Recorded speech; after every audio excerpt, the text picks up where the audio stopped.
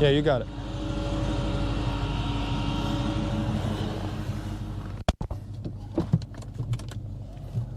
I cannot believe he called 2 different companies out here. I hate when people do that.